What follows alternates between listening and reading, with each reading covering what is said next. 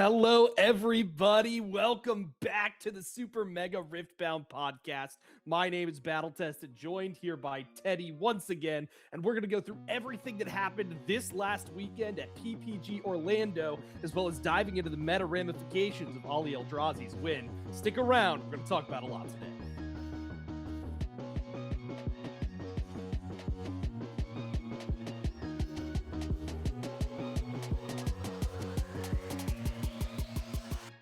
Welcome back in, everyone. Episode 3. Good to be back. Good to be back. I am excited to talk about this one. We have a lot to talk about today. Obviously, Eli finished big at PPG Orlando. We also have our first look at the Chinese Riftbound meta for Spiritforged. I think Dave Guskin coming through with some good updates in regards to Las Vegas and all of those tickets going live this weekend and what they're looking to do to improve in the next few RTQs. Also or not RTQ, just RQ in Bologna, and then obviously we have our giveaway, so we'll draw the winner from last week's episode and then talk about how you can win Garen later on. How about Eli? The champion of Demacia, Teddy. Big giveaway today. Everybody wants the Garen. Oh yeah, for sure. Like I would be so excited to win a Garen deck with him and I.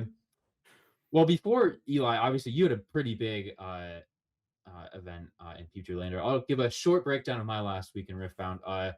On the other, we all know Eli finished big. Unfortunately, I had the opposite performance at my skirmish. I just did not get the right draws with what I was playing against with Viktor. Bad day overall. It was downpouring snow here in Indy too, so I had to drive bad back weather home. So overall, just not a great Saturday for me. But other than that, it's been a pretty good week. I have kind of turned my head towards set 2 for a little bit.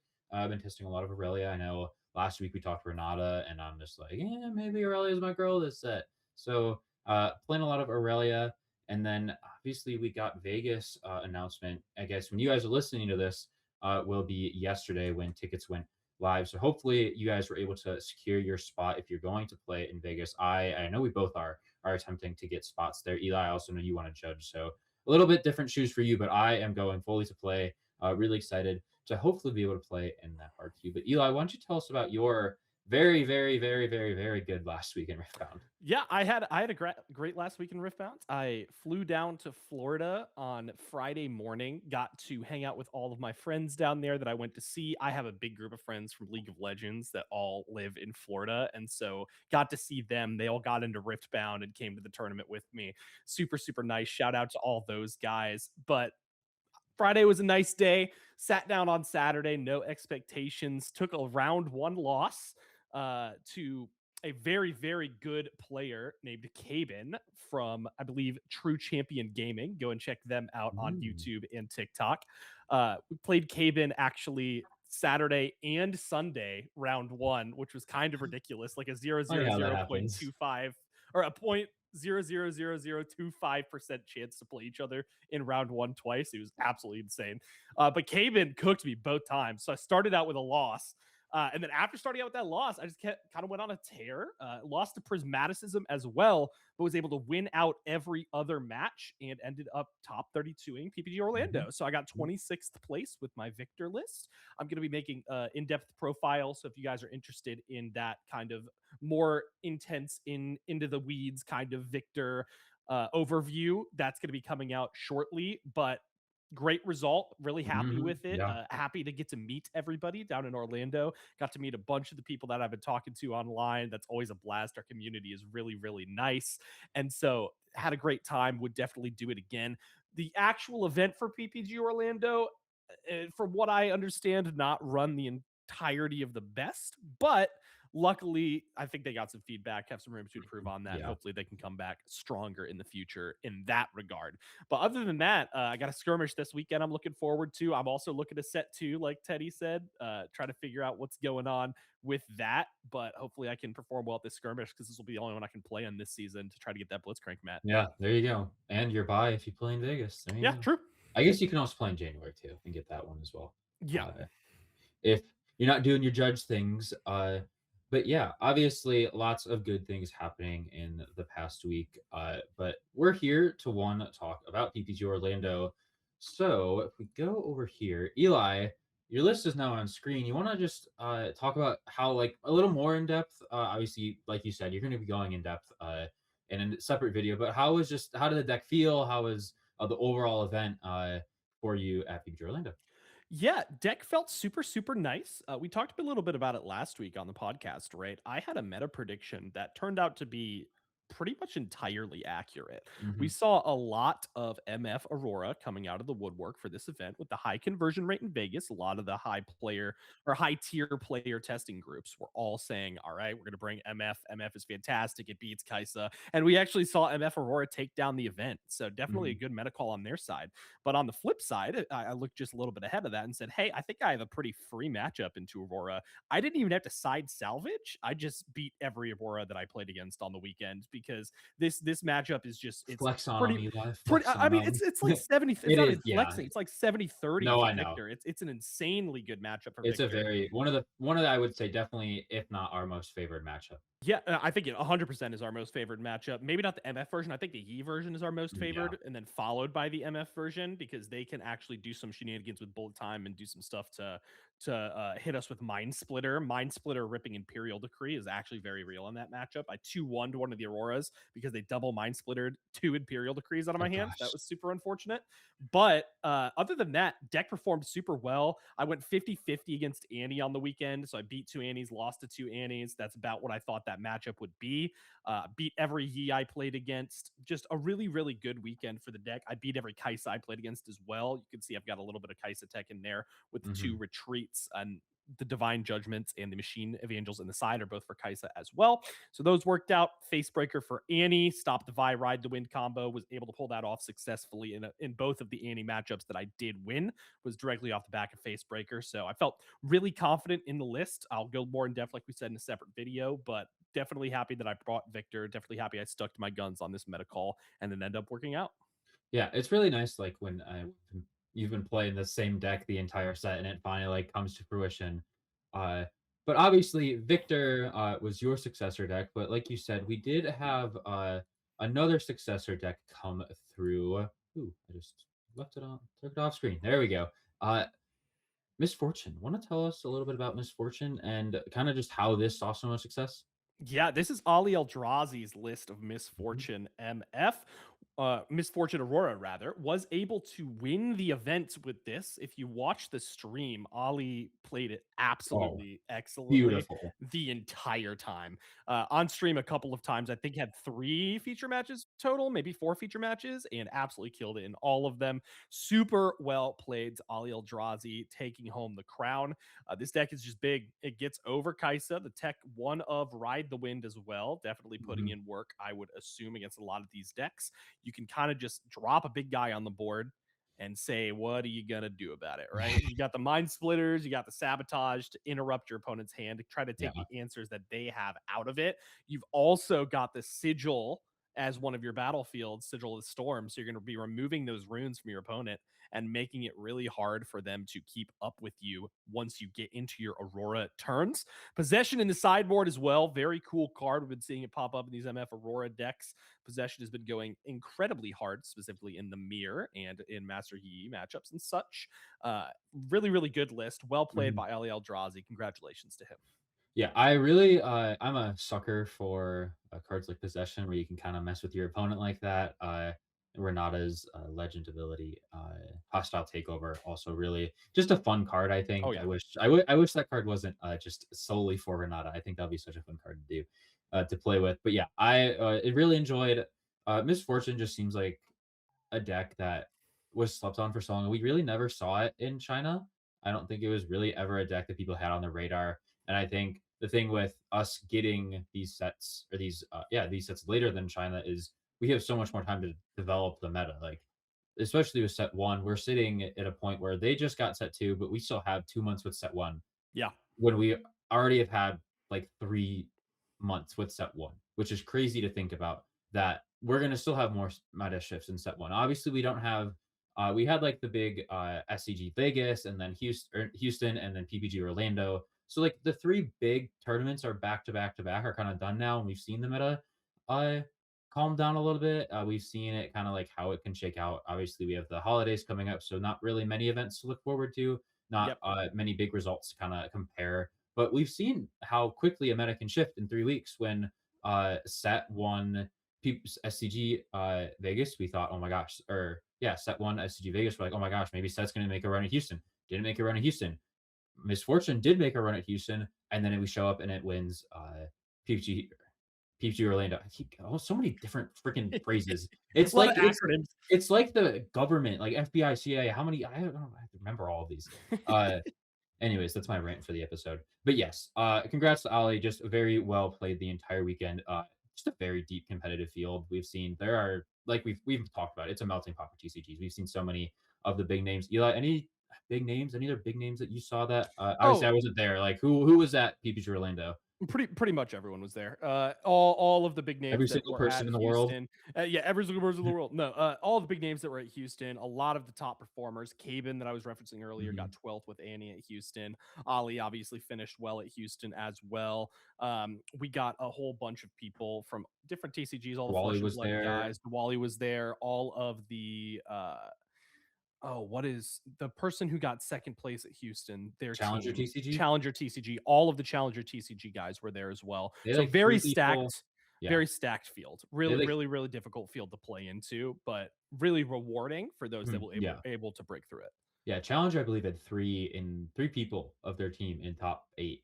Uh, Kind of uh, nuts. so yeah, obviously, very good team there. Very cool to see these teams kind of forming. And I know it's something we'll talk about in the future, but obviously, Riot runs other like has Valorant. You see Valorant esports so much. It is really interesting to see like will we see like 100 Thieves create a Riftbound team like that? Like I feel like for any trading card game, this game has a possibility to do it because it's run by Riot. So something to always kind of I've always like kept in the back of my head. I'm like, is that actually a possibility? Yeah, I mean, Riot is just a great company when it comes Yeah. to we saw this week, we're going to get into it a bit later, but with communication, with how Hmm. they approach their games, with how they talk to their player base, all of those things are really, really good for Riot, and Riot does them incredibly well. And so I would definitely be optimistic for them getting some people into the space, especially because I think this game is positioning itself to have kind of a Pro Tour-esque Hmm. thing on top of it with how the rules document is written, the policy document. It mentions a level of play over regional competition. So that could just mean the world championship, or it could mean that they're trying to play in a pro tour. So we'll have to see what happens with that.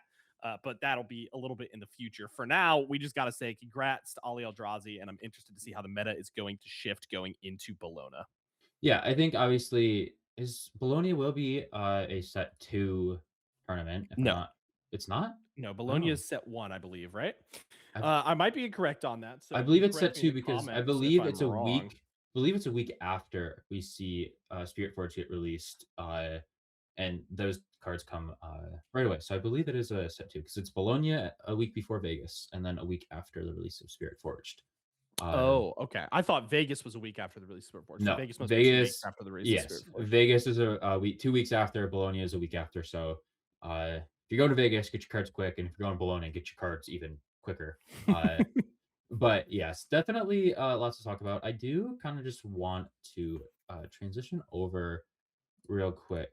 We have some of the top cards. Obviously, you still see Kaisa. This is just the top kind of top decks from the event. Set obviously sees a little more success here, but just a lot of the same. Kaisa Annie seeds 2 tops. Kaisa seeds 2 top 8s, 2 Misfortune top 8s. So yeah, if I'm doing the math right, yeah. Wait, I can't do math. 1, 2, 3, 4, 5, 6, 7. Ah, yee. I wasn't. You gotta scroll, Teddy. You can tell. Sometimes you gotta Yep. scroll. But yes, a little more diverse field. Obviously, we see like you said, Eli, more misfortunes. Not many, like, is consistently seeing just all those Kaisas at the top, which obviously I think is meta evolves. Uh, Obviously, going to see that, we see our first Viktor, Cody Williams, Mhm. and then it's you right here. Cody actually was the same Victor that topped Houston as well. Yeah, So the one Victor that got the best of Victor metal card. So Cody seems to be quite consistent on this deck. Has a very unique build of Victor too, so something to keep an eye out for. yeah. Let's see. I haven't actually Yeah. looked at this. Playing Call to Glories, all the 3 drops, Noxian no 2 drummer. drops. Yep. Triple Machine Evangel. So it's pretty heavily spec'd into Kaisa. Yeah, Um, and it has performed pretty well for Cody. So hats off to Cody on that. Really, really well played. Yeah, well, that is kind of our thoughts on PPG Orlando. Eli, I just want to get your first initial take. Where do we think the meta is going to go from here? What do we think? How do we think it's going to evolve? Obviously, going into 2026. So I think a lot of people are already kind of testing set two, is what we're Hmm. seeing. We're seeing a lot of people move towards set two, which is kind of crazy, right? Because set two is obviously 2 months away still. Like we Yeah. got time in set one to dwell on everything that's happening. But with set two being the full focus, I think we're going to see some of those competitive players completely shifting their attention to there because the last competitive event that they were going to was PPG Orlando. Hmm. And so we might see a slowdown in the meta shift, but I would expect that we try to see things that are going to be able to counter MF Aurora while still having an okay matchup into Kaisa and Annie. I think Annie specifically, we might see go a little bit faster than we've seen these Annie builds go. Annie's already very fast, of course, Yeah. but we might see them trim the gusts. We might see them just make changes to go even better into Aurora. Hmm. Not that it had a bad Aurora matchup, it has a good Aurora matchup, but you gotta move fast. And then we probably are going to see Kaisas do the same thing. They're gonna have to adapt, right? Because Yeah. they cannot lose to Aurora every match. It'll just put them into a terrible position. Yeah. So they're going to need some answers to Aurora, but any answers into Aurora will probably make them weaker into Annie. So it's going to be a little bit of a trifecta there on top. We probably are going to see the rise of decks like Viktor, like we were talking about, able to convert two tops here. So at Houston, it was only able to convert one top 64. Here, it converted two top 32s. So definitely interesting to see if that is going to continue a trend for Viktor. Set as well has a little bit more play, but we've really only seen one set player break through Hmm. and play that deck Yeah. consistently at the high level enough to top these events. So I personally think it's going to be a triangle between Misfortune, maybe a little bit of splash, Yi Aurora, Annie, and Kaisa. And then Yi is still around, but I think that Yi is probably going to fall off a little bit more than it even has right now. It's good into Annie, but it can certainly struggle into the Aurora deck if you're on the mid range variant. Yeah. I definitely think Yi I think definitely Yi might be the better Aurora deck if you're going longer. Just in my opinion, just kind of with all the buffs it can do. But obviously, Misfortune I think right now is in people's eyes better. I still think Yi might be just a little better, but I think it's just such a bad matchup into other things in the meta at the moment that we might. Like you said, I think we're just going to see a little bit of a fall off. But Yeah. it'll come back. I don't doubt that it like people will find a way. If the people who are still wanting to play the deck will make it better. Obviously, we still have a month's worth of challenge or not challenges. What is the word? Skirmishes. Skirmishes. Uh, Yeah. in January, and people are going to be gunning for those buys for uh Vegas. Vegas. Which, yeah, I can't think right now. I'm Yeah. like, we're We are for the recording. We're yes. recording at midnight, by the way. Yes. So This is Teddy all might be a bit this is my doing, because of my work schedule tomorrow, but no. Uh, yeah, I think, it'll be really interesting because I think something that really hasn't been talked about is Vegas is gonna see a lot more buys than Houston, I wanna say, just because people like I know, especially in the India area, there are people who didn't get into Houston because, 1, they just weren't into the game yet or didn't really decide to go because those tickets were released before the game even released. Yeah. Uh, and so we're gonna see a lot more buys in Vegas, which I think will make, things a lot more interesting, and people are gonna they saw I don't really know how much of a factor those buys had. I would love to be able to go see, like, all the top 64 who actually had a buy or not. Uh just kind of see if those actually played in a factor or because like there's a talk if does a buy let you just rest longer or do you want to start in round one and feel your deck out like get a win under your belt and then keep going so obviously two sides to every coin but it was really interesting to see how much buys buys are impacting these events but yeah any other thoughts on the meta before we head into a little bit of spirit forge stuff. Yep, make sure you're looking at the PPG 5K results as well. They posted a 5K on Friday and a 5K on Sunday. So a lot of good players, pretty stacked fields in those as well. Only 200 players about both days. So a little bit smaller tournament than the Mhm. 10K, but a lot of relevant results to take as well. Make sure that you know that Misfortune's the dog to beat. You got the Annie, you got the Kaisa, Ye's still around, Viktor creeping up in the meta. Just a whole lot of cool things happening in set one. Yeah, I agree, but, obviously, can't dwell on set 1 forever. We have to sprinkle in a little set 2 stuff. So as you guys can see on screen, a Silent Knight here posted the deck list and the meta share from top 64 or 64 players, the biggest event that China's had for Spiritford so far. We take a look here at the top 16. We see that Annie and Yi have the biggest representation. I want to obviously we need to harp on the fact that this is best of one, I believe, for these events. So obviously these decks are built to go really fast and uh, try to beat decks in one game. They don't have a sideboard, they don't have any of that stuff. So obviously Annie, E, and Kaisa are going to be played. I guess Draven also is up there too. Uh, but those are the decks that, and we were talking, Eli, we were talking about the other day because I saw an event where a set one Kaisa topped like no set two cards, but Yeah. like you said to me, like it's gonna be as people get more comfortable or people are trying to get comfortable, you're gonna see these set one decks still being played. So it's you can say, oh yes, these decks are doing well. Like Draven obviously has a bigger representation. It's the one set two deck or some one set two legend that isn't just a small sliver on this pie, but people are just going to be playing set one because they're comfortable with it until people get comfortable with set two. Yeah, that definitely can be the case. We also have to remember that in China, specifically for these events, these are best of one events. Mhm. So they're going to look drastically different than what you're going to see when they move to best of three events. When they move to best of three, sideboard comes into play and you get a lot more accurate results Yeah, coming out. But it's really interesting to look at this, right? I mean, we've got Lucian, we've got Aurelia, Fiora, Rek'Sai, Draven, all these Sivir, guys coming not up. Yep. Sivir. No What? Who Sivir. is that? Sivir's What? not there. That's a Zir, I believe. Azir. Yeah, all coming up because these legends are going to be relevant, right? And Mhm, set two meta, we don't know it yet. It's still being defined. It's being defined in China, but because we got the releases, it's also being defined in the United States right now. mhm. So I would expect that set two's meta is going to be even more ahead of what we saw with this meta because we saw Kaisa dominating. We saw Yi dominating. Everyone built Kaisa and Yi. And then we were like, well, Annie's pretty good.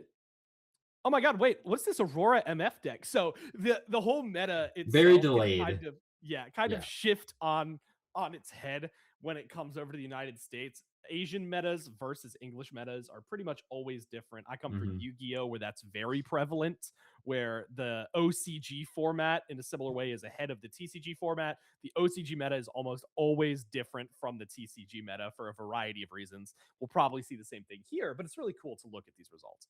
yeah, I think it obviously, it gives you a little taste of what they could look like you said, they'll be different, but if we wanna just take a look at these, this is the, uh I don't know if this is the winning Draven list, but a Draven list. We see obviously Kaisa and Darius still being played, but yeah, Eli, want to talk about just kind of what Draven's trying to do in the meta? Win battles. You go Yep. in, you win some combats. If you win those combats, you're going to draw some cards, which is always a good thing, right? Because Kaisa also says, when I conquer, draw a card. So you're drawing two cards when Kaisa conquers. You've got a lot of cool things in this deck. The switcheroo is very cool. Ferris Forerunner is going to be a standout in red. I think that card is very strong. Wormcoil Engine at home for those Magic the Gathering enjoyers. Really cool champion, just trying to beat up a lot, get those spinning axes down, equip those long swords, and get into battlefields. So a very aggressive legend will be very cool to see. Yeah, just obviously a little bit different than what Annie is trying to do. Annie's trying to go a little more faster, kind of push opponents' units back and just get to six so they can ride the win. But yeah, Piercing Light, I think, also a very good card in set two. Can repeat it. So if your opponent's able to do that, you're gonna be dealing with some damage. So yeah, I really like Draven. Probably will be outside of Aurelia is what I'm gonna be testing just to see how good it really is. But if we take a look here, here is Azir. Obviously, a new token deck with the Sand Soldiers. Gets all the good green stuff. Has very few yellow cards. You obviously have oh, what's her name? Caitlin? Corinna. Corinna, yes. You have Imperial Decree, and you just have obviously the yellow Azir leader. Just trying to put a lot of tokens down and then use the good green stuff to be able to do some combat tricks. And then we have Kaisa. Uh, This is Kaisa. We added Ferris Forerunner. Piercing Lights, which is going to be Plundering Poro, the essentially best 2-drop in the game. essentially double Falling Star. Yep, they get Plundering Poro, which is a fantastic addition. Blood Rush is a fantastic addition to this deck as well. You're still drawing off the Dreaming Tree with it. We've got the Draw 3 card, I believe. Draw 3 or Draw 4. Yeah. That card is Draw pretty 3, interesting. Premonition, I believe. Premonition, yep. So Kaisa is going to be pretty much in the exact same spot as Kaisa was before. I think this deck actually just gets stronger with the next set. Not entirely sure how other things are going to stack up against it. We'll have to see, but Kaisa is going to be very strong in the next set as well. Yeah, I just I don't has Kaizo won Time Warp? I just don't know that. I can't think on the top of my head. Couldn't say. Yeah, it's just been very interesting to see the inclusion in Kaisa in time. Oh, you mean Time Warp and Arkaisas? Yes. Yeah, Arkaisas okay. play Time Warp. Okay, that's what I thought. I don't know why I didn't think that. Yeah, but Arkaisas all pretty much have played Time Warp. There's some lists that don't play it, but the large majority are playing it. I think I was thinking Chinese Kaisas because I don't know if they played as many Time Warps originally out of the gate. Just because I think it'll be interesting to see Kaisa on 7/5 red. So obviously still have like Hextech Ray you have to pay, Falling Star, Piercing Light, Darius, whatever this card is. It's Ferris Forerunner. That's the same card that was in the Draven list we looked at. I think that's just going to be a staple in red, honestly. It's really, really strong. Very good in Rek'Sai as well. I was playing in a Rek'Sai. I don't like that matchup at all. Maybe Rek'Sai. I don't want to talk about it. Horror stories. Tyler, if you're listening, you know who you are in the Indy area. You've been running all over us with Rek'Sai. But yes, there is just another list. Obviously, Spiritforged, it's so hard to say like what's going to be good. You have to take everything with a grain of salt. You can be like, oh yeah, that looks awesome. Cool, I'm going to test that. By the time Spiritforge comes out in the US and around the world, it's going to be just like definitely. Yeah, that like we could see Draven fall off a cliff. We could see all of these decks fall off a cliff because people are just, oh yeah, we can beat it, and it's just not good. I don't see Draven falling off a cliff, just as an example. But yeah, Eli, just thoughts. Obviously, we've been testing a little bit of Spiritforged. What have your thoughts been of the early meta or just the early gameplay so far? Yeah, I don't think we can fully define a meta because I think everyone is still in the brewing stage, right? So there's no real meta yet, and I don't think we're going to see a meta for quite a while. We're going to see China develop whatever theirs is, and we're probably going to do the same thing we did set one. People are going to flock to the Chinese decks that are performing well and try to make them perform well here, and then we're going to see counters to those arise. I think it's really, really cool that we have such diversity in champions that can all perform well. It's how they do their legends in this game is really, really cool. It essentially promotes deck builders. It's a deck builder's paradise, right? Yeah. So you can deck build any legend in a plethora of ways with any of their chosen champions and make something happen with it. And I think that's really, really phenomenal from a game design perspective. And we're seeing that already in set 2. So it just makes me excited for set 3 and set 4 as well. Yeah, I think playing Rex, I was using example because I was playing against it a few days ago. I was playing against it, had the red Rek'Sai chosen champion, and then a few days later on the yellow one, but he still has the red one in the deck. So it's just like it's such a cool thing that I've never played a game that has something like this before.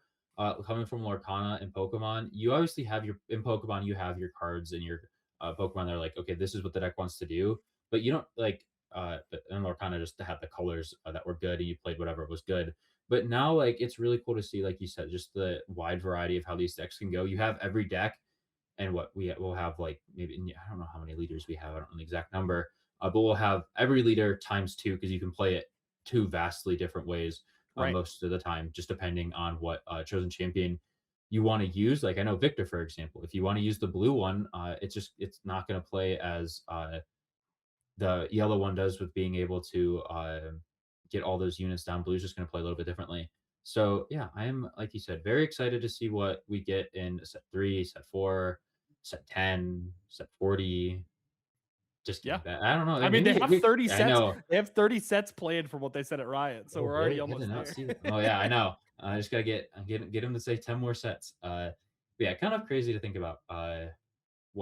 How old we'll be when set 30 comes out, but I don't want to think about that. I still haven't graduated college, but yeah, that's what I'm gonna fall asleep thinking about tonight. Anyways, We have probably what I am most excited to talk about today. I know PPG Orlando is great and Spiritforge excited, but communication has been something that I think all TCG players want.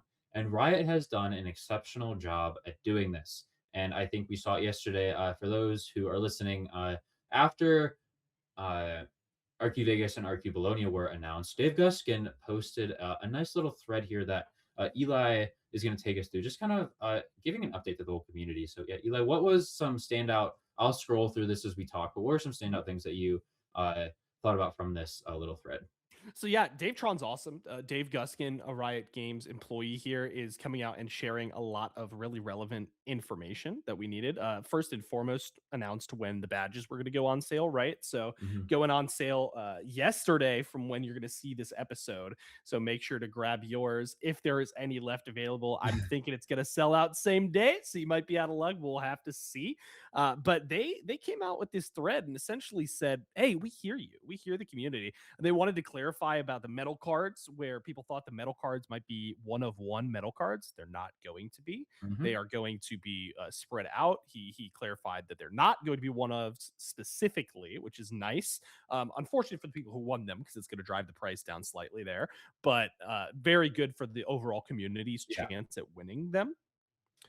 Uh, the metal cards from the prize ball as well was something that they really hit off on and said that, hey, we understand that we did not have the supply to meet the demands. It was just kind of a crazy experience. We talked about it a bit on the podcast last week. Hmm. And so they said, hey, we're just going to make more of them. We're going to have a better player experience. We're going to make more of them, and they're going to have them available for those that do need them, which is amazing. Similarly, the prizing structure and the structure of how top 64 was single elimination felt pretty anti-consumer there. Very unfortunate, right? That you make day two and then you Hmm. lose the first match of day two and you're completely out of the tournament, instead of like running more Swiss rounds or doing like winners bracket, losers bracket. Usually not something that happens in card games, but for example. Hmm. So most likely they're going to move away from that structure, and Dave said as much here, trying to make it move away from single elimination. They also touched on the round times, where the round times have been a little bit long. It's been going into overtime, like 25, 30 minutes at some of Hmm. these events, which is just kind of ridiculous with the five Yeah. turns. That's probably hard on Riot as well from a TO perspective. That it's they have the venue for a certain amount of time, right? So if they Yeah. go over too much, they kind of have to pay for that quite a bit. So Yeah. might see those change, but there was no commitment on this one. Dave actually said they were prioritizing the tournament structure, which Hmm. is awesome. That's Yeah. really great, because that means that it is focused on that player experience, which is awesome. Planning on bringing these updates in more late in January. They wanted to be transparent, and that's exactly what we want from Riot Games. They Yeah. have been super transparent and good with the rest of their games, and they are continuing that with Riftbound, which is absolutely amazing. Hats off to Riot for the communication. Yes, I am super impressed, super satisfied that we were able to get these updates. Obviously, those metal cards that the foils that you get a best of will drive the set one ones down a little bit, obviously, because we just add in a bunch more legends, but set one legends will still be viable. But those set two legends will still probably go for a pretty penny until the next, obviously, R cube happens. But I'm curious to see what language they'll be in Bologna, because you have obviously it isn't That's fair. Italy, but it will be interesting to see what language those will be in. If you get to pick, that would actually be very cool if if they made like uh, English, French, German, Italian, a lot of those Spanish, a lot of those main languages that are spoken in uh, Europe would be just a very good player experience, because it would I wouldn't lie, it would suck if, like, I only spoke French and like, got a German card, I'm like, "I can't read this." Like, if isn't as someone who's only speaking English, like, I wouldn't mind a German card, but I would love to have it in English, so, would be just very interesting to see, what happens there. We do know that, French is the third language coming to Riftbound, so Mhm. that could also play a part into it. So, very interested to see, as someone who took French all throughout high school and a few years in college. I am actually excited to get some French Riftbound cards. Those would be really fun uh, to play with. But yeah, I think obviously moving away from that single elim on day two really feels nice. That Mhm. obviously 9 rounds. Probably, I would expect to see a few more Swiss rounds and maybe cut to top 32 instead. I think that seems like the most reasonable way to go. Seems like the most predictable way. Maybe we don't. Maybe we see a double elimination bracket. That would kind of be fun. But obviously, that would also take longer to do. So just a lot of good here. A lot of, like you said, just hats off to what they did and what they were willing to do. Uh, and yeah, it'll be interesting to see, obviously, what it implements in January and how that affects the RQs in February. I want to bring up round times because I think it's such an interesting thing to talk about because something that we've obviously been talking about on the local scene is we think that these round times are going to get faster as the game develops and people learn. I remember the very first locals we went to, we went past the stores closing. They were very gracious with us at Paradigm, knowing that it's the first event that people are still learning. But it's just interesting to think like, will this game just get faster and people get more used to it? Yes. However, at high level events, people are already used to it, and that's Which not is where you true. run into time Yeah. issues. You run into time issues from slow playing, which is a legitimate concern in every card game community. Mhm. And sometimes you're just going to go into time because Riftbound is a long game. Like Yeah. when you're over those like last points, for example, at PPG Orlando, I had one match where we were both on 7 points for 4 turns Oh in a gosh. row. Like you could get into those kind of situations where you Yeah. just keep clearing the board, or they can't conquer into both battlefields, they can't score on both battlefields. So you can have those longer games, and that can definitely impact things and set you into time. But as judging staff gets better at catching slow playing, as players Mhm. get better at identifying what slow playing really is in this card game, we'll definitely get to a point where round times will speed up a little bit. However, I do think they're going to need to look at this because the 5 turns might just be a little bit too much. I'm not sure what they would change it to or if they would change it at all, but we'll have to see. Yeah, I don't think it's something that can be just a quick change. It was something that obviously has to be tested behind the scenes. Right. Just whatever they do, maybe they run an in-house tournament, run a few rounds, and see what happens when you get there. But it's so hard to like, because there's so many variables when it comes down to those 5 turns. People are like, okay, I don't have to worry about time anymore. I can take as much time as I want on my turn. But then it's still play, and we see those 25, 30 minutes of extra time in the round that when inevitably there's people who 2-0 someone just in a more favorable matchup and are done 25 minutes before the round ends, done halfway through, and they have to wait a full another round to Mhm. play the next round. That doesn't feel great because your body is used to, okay, 25 minutes. I have to wait 25 to probably 30 more minutes to play the next round. You have to wait another long period of time. Doesn't feel great, but obviously, like I said, they're gonna look at it, and I think that's really good. I think it was really nice to be able to see that get mentioned. But yeah, any other thoughts on this before we move into our little giveaway segment? No, just fantastic that Riot is doing this. Absolutely love that they're communicating with us in this way. Hope they keep it up, and I know that they will based on their track record in League and Valorant. Yeah, all right. Well, if we take a look here, we want to say thank you to everyone who commented on the last video. This is going to be for the Lux deck. So if you do win and are listening, we should have commented on last week's episode 2, and mentioned that you can DM us on Instagram, or our email is also in our social media. So if you guys do prefer that to reach out to us, email us there and we will get you the Lux deck. But without any further ado, here we go. Who's got it? Who's got it? Who wins? Who wins? Who wins? Ooh. Gilbert TC6744. You are the lucky winner of the Lux deck, a very underrated deck, I would say, in the blue yellow field. So, yes, if you are listening, please reach out to us on Twitter or email. Those are the best two ways to claim your prize. You have until episode 4 comes out next Yep. week, where we will draw the winner for Garen next week. But how can you enter to win Garen? We know it's not the greatest deck, but it's still Riftbound cards. It's still some cards that not many people have. So as the past few episodes have been, you guys can go down, make sure you're subscribed, and you comment what is the most underrated card in Riftbound. What is that card that you think people are sleeping on, that you've teched into your deck, that you enjoy playing just for the heck of it? Comment that down below, and you guys will be entered into winning the Garen deck, which will be drawn next week. And don't miss out next week. We're bringing on our first guest, and we will also be giving away the Annie deck, which we know is the big sought after one. So make sure you're there. But yeah, that is all we have for you guys today. Lots of good stuff in the Riftbound community this past week. Just before we go, I want to wish everyone a happy holidays. Next episode we released a few days after Christmas. So if you guys do celebrate, we hope you enjoy the time with your family. Everyone that gets a winter break, enjoy your winter break. I know I'm going to take full advantage of it. But Yeah. Eli, where can everyone find you on Twitter? And Yeah. the One universe? last thing, Teddy. Make sure Yeah. you're subscribed to the YouTube as well. There you go. To get entered in the giveaway. If you're not subscribed, then it will not trigger us to put your name on the wheel that Teddy just spun. So make sure you're subscribed. Make sure you put that comment down below. You can find me at Battle Tested TCG on X or Twitter. Reddit as well. We've got our Reddit community forming up. We have TikTok, we have Instagram. You can find the Super Mega Riftbound team pretty much anywhere that you have social media. So keep an eye out for us.